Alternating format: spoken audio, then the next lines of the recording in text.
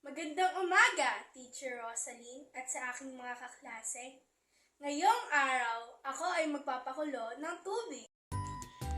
Dito, binuksan ko ng kalan upang masimulan na ang pagboboil dito sa tubig. As you can see, dito ay kumukulo na ang tubig.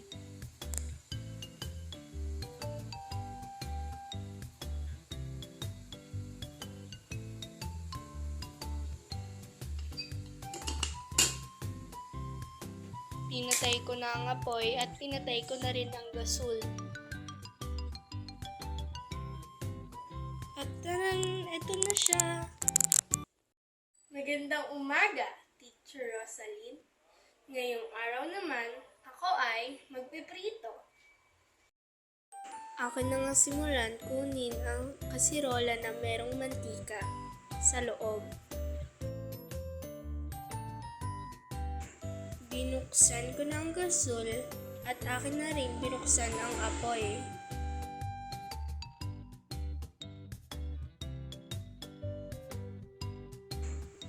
Hinintay ko lang ito at nilagay ko na rin ang aking pipituhin na bangus.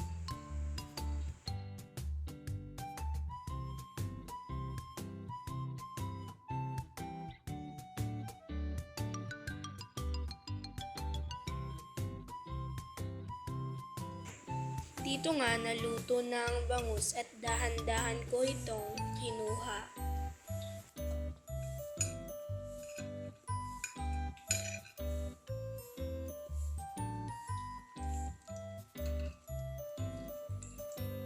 As you can see, medyo madaming oil ang napupunta sa plate pero gagawa natin yun ng paraan.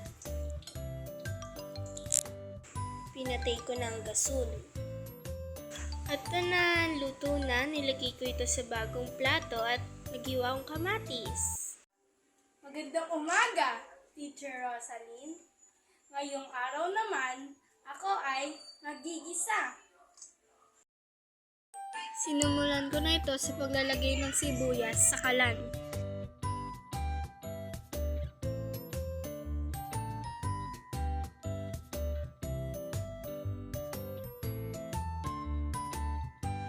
Hinalo-halo ko na rin ito.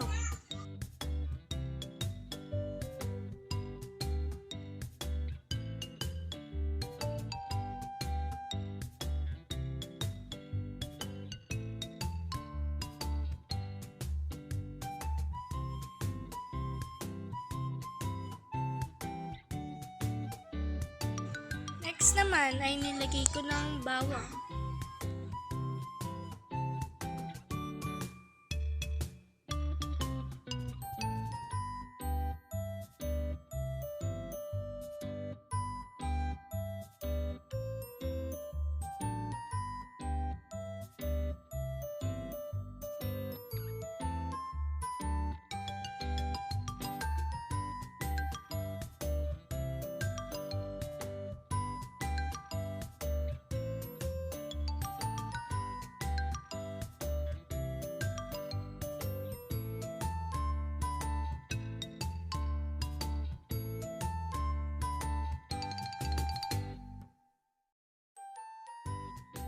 Binuksan ko na ang century tuna na aking igigisa.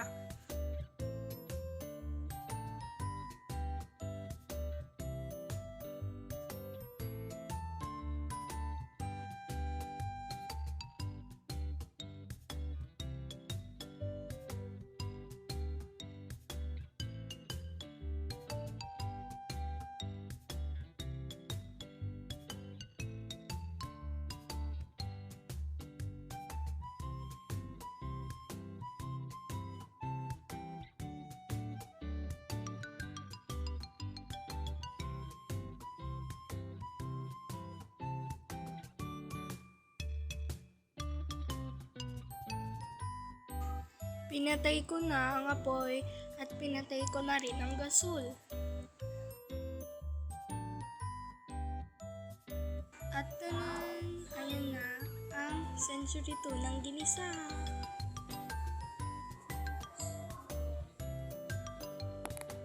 Magandang umaga, Teacher Rosaline.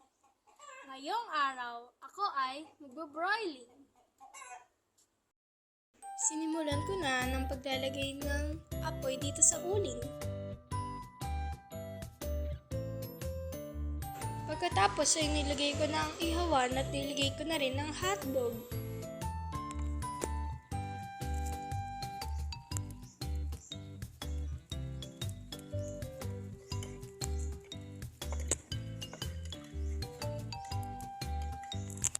Nilagyan ko na rin ito ng pampalasa.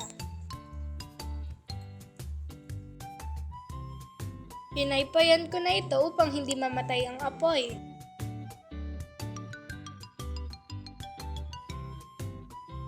At tadam! Luto na siya.